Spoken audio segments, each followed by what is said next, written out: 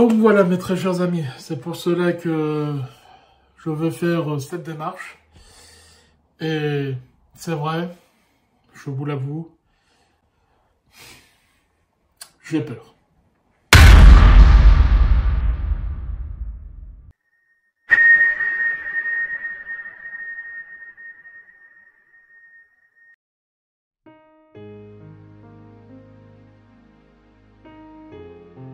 Bonjour à vous tous mes très chers amis, ça me fait très plaisir de vous revoir. Cette vidéo me tient tout particulièrement à cœur.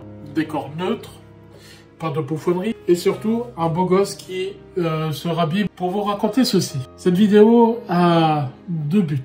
La première, c'est de sensibiliser les personnes type normales, à sensibiliser sur ce que les personnes obèses peuvent ressentir au niveau de la vie de tous les jours. Je ne vais pas nous stigmatiser, c'est juste pour que les personnes normales comprennent à quel point être obèse, c'est pas une partie plaisir.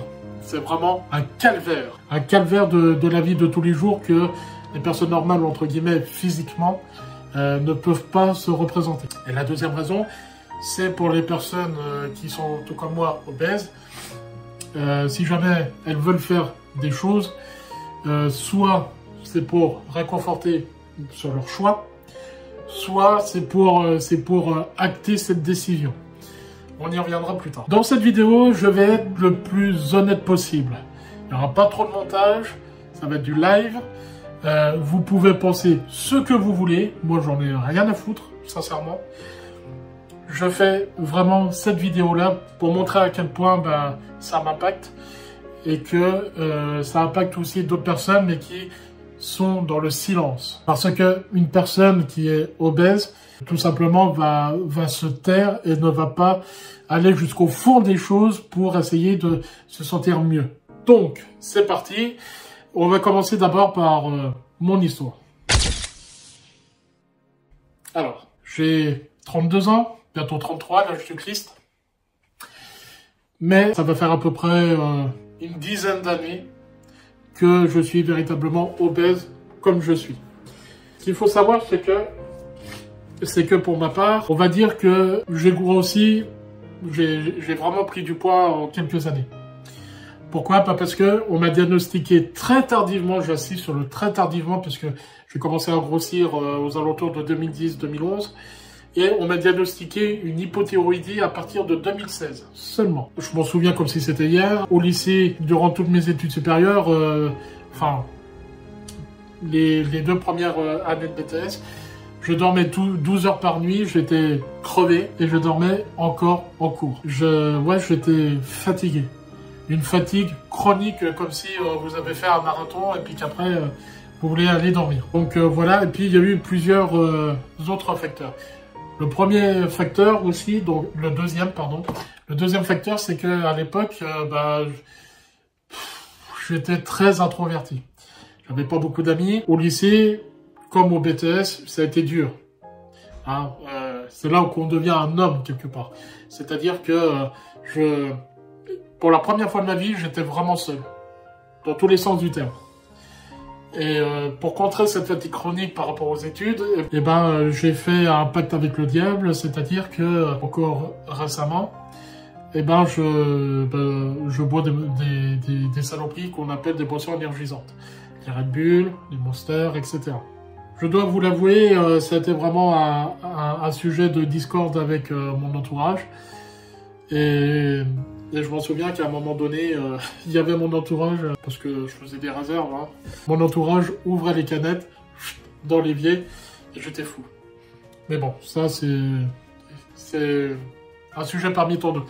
Et le deuxième pacte avec le diable à l'époque, maintenant ça va beaucoup mieux, c'est que je bouffais du Nutella. Voilà. Et on va pas dire un pot par semaine, mais on n'en était pas loin. Tout ça parce que j'étais assez fragile émotionnellement à l'époque et que du coup, je me réfugiais dans la bouffe. Voilà, tout simplement. Donc du coup, mon histoire, c'est qu'à partir de 2016, on m'a diagnostiqué comme étant une hypothyroïdie, c'est-à-dire que mon métabolisme par rapport à des personnes type lambda est beaucoup plus lent. C'est pour ça que vous avez des personnes qui bouffent 3 fois de raclette, elles prennent pas 1 gramme, et tandis qu'il y il y a une personne dont je fais partie, tu vas bouffer une raclette, tu vas prendre 10 kilos. Et c'est pour ça que en plus de cela, je pratique mon sport, hein, le tennis de table. Ça fait plus de 17 ans déjà. Putain.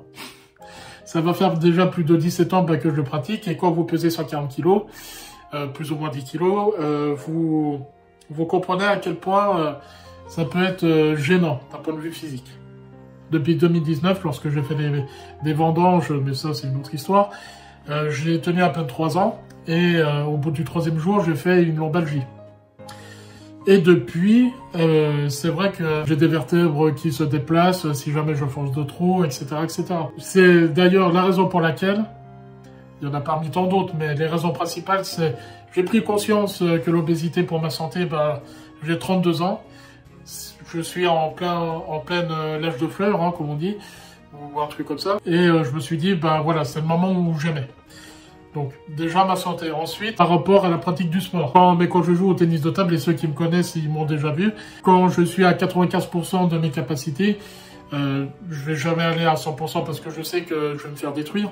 C'est pas rare que j'ai une barre métallique dans le dos et que j'ai des pincements, mais assez aberrants en bas du dos et que du coup, entre chaque set, je m'essayais. Voilà, c'était pas parce que j'étais essoufflé, c'est parce que c'était pour essayer de calmer la douleur, parce que quand je suis assis, il y a une espèce de sensation de froid qui est assez régénérant. Et puis voilà. Et puis surtout, la 3e raison, c'est le regard des autres personnes. Alors, pas les personnes dans la rue, ma copine, et surtout ma copine. Parce que c'est vrai que avoir un corps comme moi, ce que j'ai, ça fait pas très envie, hein, on va pas se le cacher. Et je suis quelqu'un de très terre à terre. Puis sans oublier les entretiens de motivation, les préjugés dans la rue, etc. Mais maintenant, je m'en bats les couilles du regard des autres. Tant que la personne n'a pas eu ce que j'ai eu, ou bien tant que la personne n'a pas été obèse, elle peut pas savoir. Mais c'est pas de sa faute, elle peut pas savoir. Et puis en plus, les médias n'arrangent strictement en rien des personnes obèses.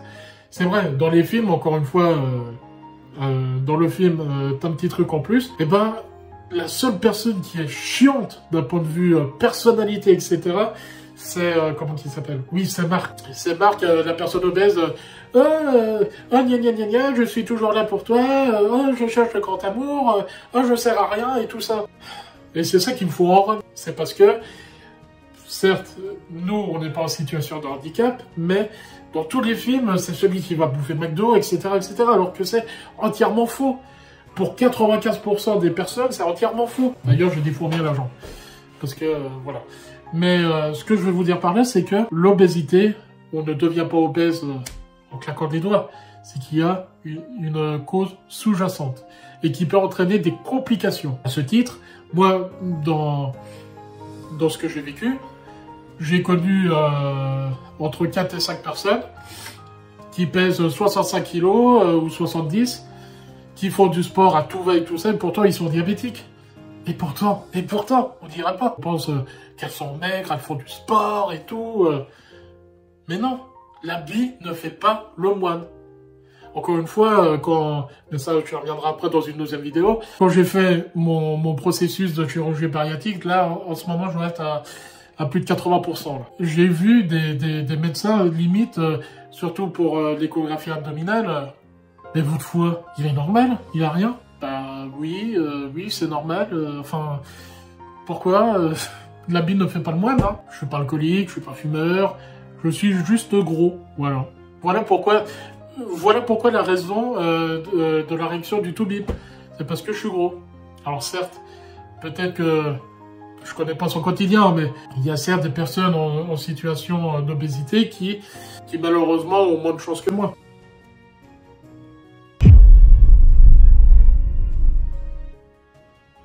Voilà, la décision qui m'a vraiment fait prendre conscience qu'il était temps d'agir, c'est ma santé, la pratique de mon sport et surtout pas l'état d'esprit de la copine parce que voilà, on s'entend très bien, ça va faire 1 an qu'on est ensemble. Mais c'est surtout le fait est que je veux qu'elle soit fière de son nez, dans tous les sens du terme. Je sais que voilà, j'ai encore plus à offrir qu'un corps qui est comme ça. Vous pouvez penser ce que vous voulez, mais c'est vraiment le fond de ma pensée, c'est surtout ma santé. Parce que donc, comme je vous l'ai dit, je suis en obésité morbide. Dans morbide, il y a le mot mort. Un jour ou l'autre, on y passe tous de toute manière, mais le plus tard sera le mieux pour moi, puis de manière la plus douce paisible, et douce et paisible possible. Et je ne veux pas que ce soit, par exemple, dans 1 an ou dans 2 ans, parce que j'ai que 32 ans. Il me reste quoi, 50 ans à vivre? 60 ans? 70? Bon, là, ça sera un centenaire, mais vous avez compris mon idée, quoi. C'est pour cela que j'ai décidé de faire ce processus de chirurgie bariatrique.